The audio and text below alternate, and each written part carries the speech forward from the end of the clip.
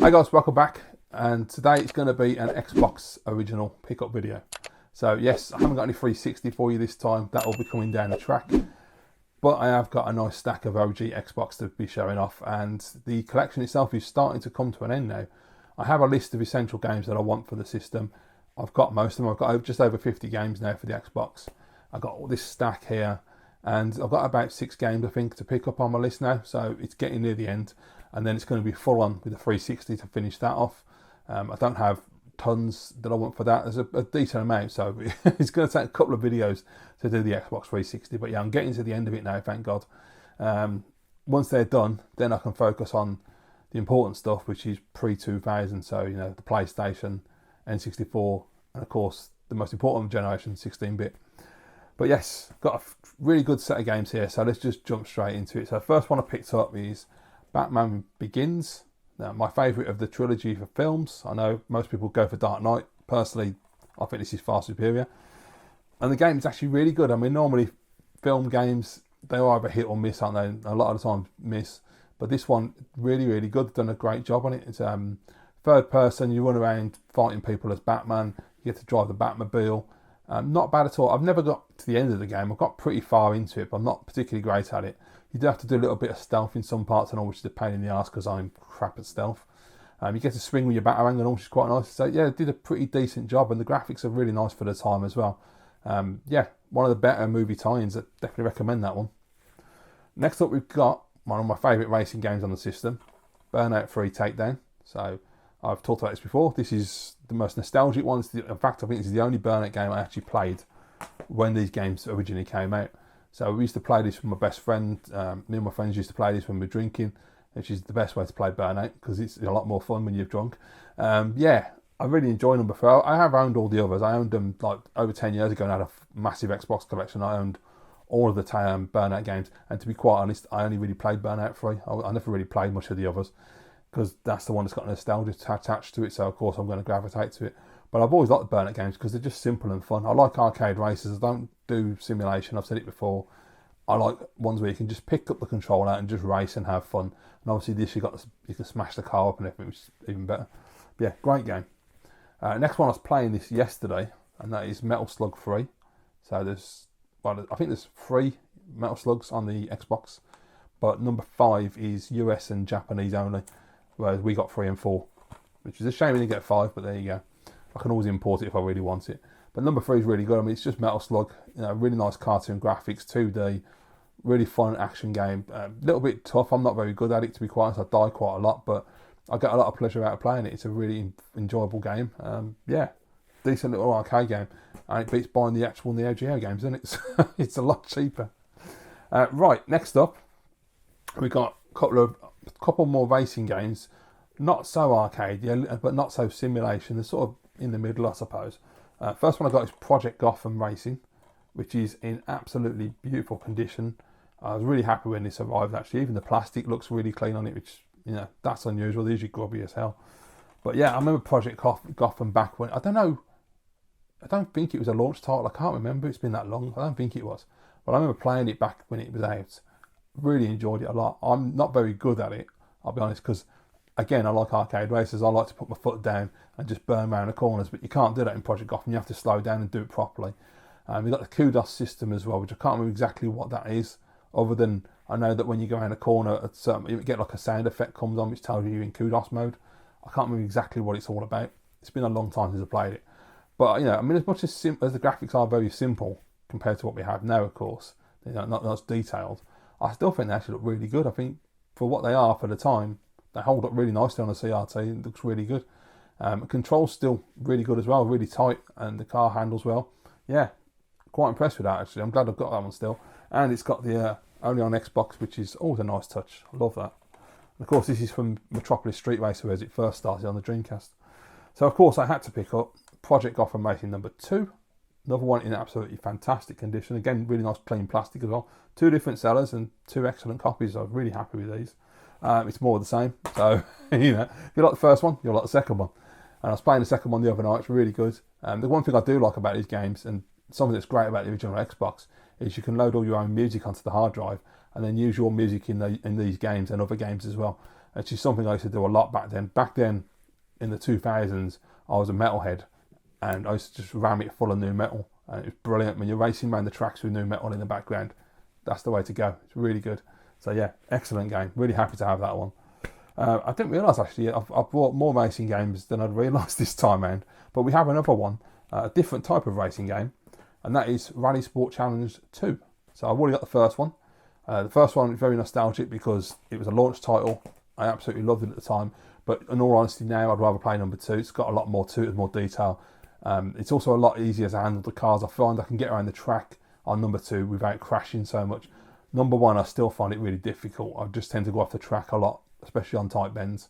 Whereas number 2, I can actually get like a first position and things. So yeah, it's a really, really cool game. Lovely graphics. I mean, these Rally Sport Challenge games did look really, really good at the time.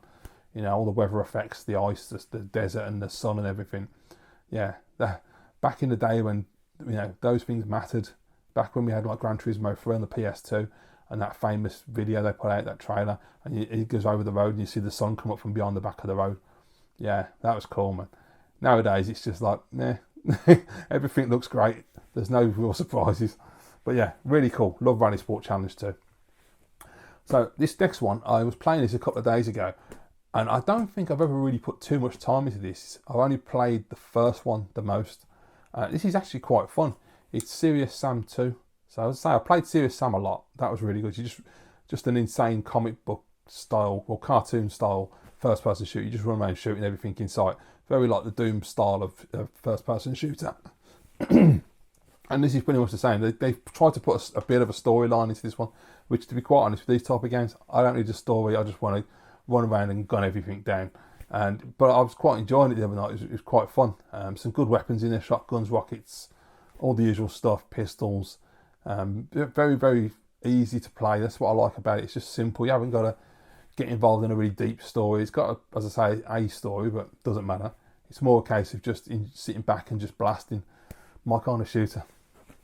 Next one I got was, this has just arrived today actually, and I only played it once years ago, so I wanted to give it another try, and it is The Suffering. There is a sequel called The Suffering Ties That Bind. Ties That Bind? Is that right? I think that's right. Anyway, it doesn't matter. Yeah, horror game, third person. I don't remember too much about it. I mean, looking at the back of it, it does look really nice. I remember I enjoyed it, and that's why I thought I'd give it another try, because these are some of, I hate to say they're more expensive, they're not really, but they're not in the like below £10. These are between £10 and £20, these games. So I will be picking up the sequel at some point. I need to grab that. I'm going to play this one first, see how I get on with it, see what I think of it, and if I enjoy it as much as I did last time, I'll pick up the second one. But yeah, The Suffering. Right, last couple of games I've got are some absolute great ones, classics. First one I got was TimeSplitters 2. So I remember when TimeSplitters, the first one, came out on PS2 at launch. I really enjoyed that. It's more of a multiplayer experience. Then they put out number 2, and that was more of a proper first-person shooter game.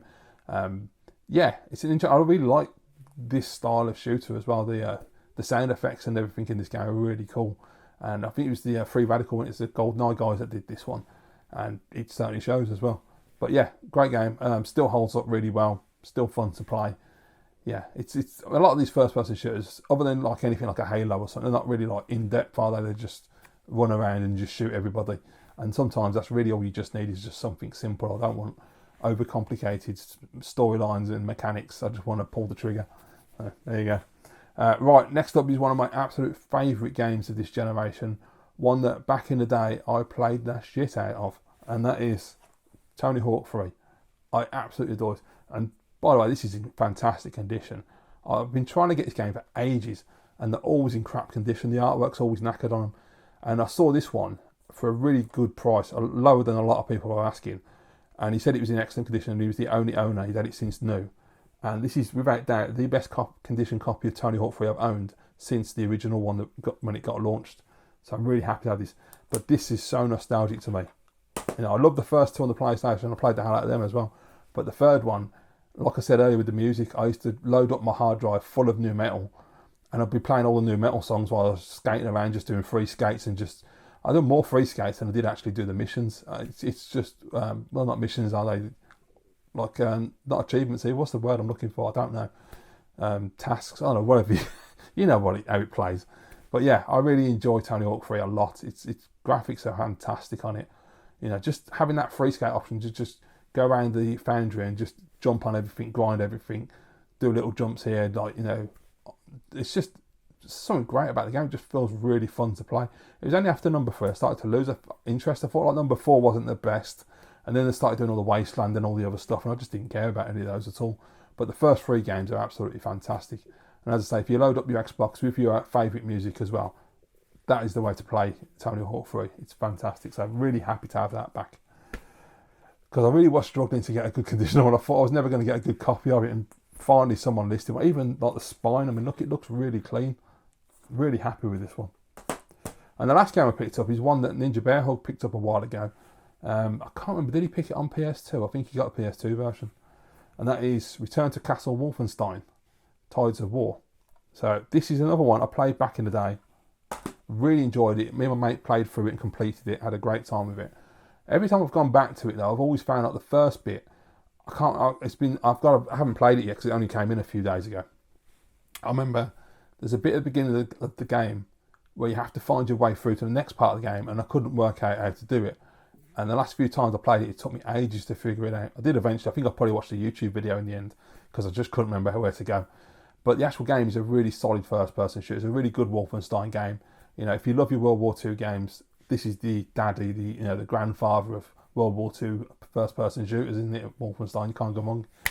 Yeah, absolutely love it. So really chuffed to have that. So yeah, the collection's doing well. As I say, I've only got about 6 games to pick up now. I may or may not add a couple of extras. I was thinking maybe get the Buffy Vampire Slayer games because they are really, really fun. Other than that, I don't think there's much else I want. I mean, there's things like Bruce Lee. It's okay. It's not. I don't really see myself playing it a lot, so there's not much point adding it to the collection. I'm just over 50 games now. You know, add those couple in, I'm going to get up to about 60. That's enough. I don't need a huge collection of Xbox. I just need the core games that I'm going to enjoy playing, and that's really what matters, isn't it? So there you go. So once this is done, as I say, we'll be on to the 360 and we'll finish that collection off. And then we're going back to what most people would probably call proper retro. You know, back to the 1990s, the glory days of gaming, the best era. Right guys, well thank you for watching this video. I hope you enjoyed it. Let me know your thoughts about all these games in the comments, of course. And I'll see you in the next video.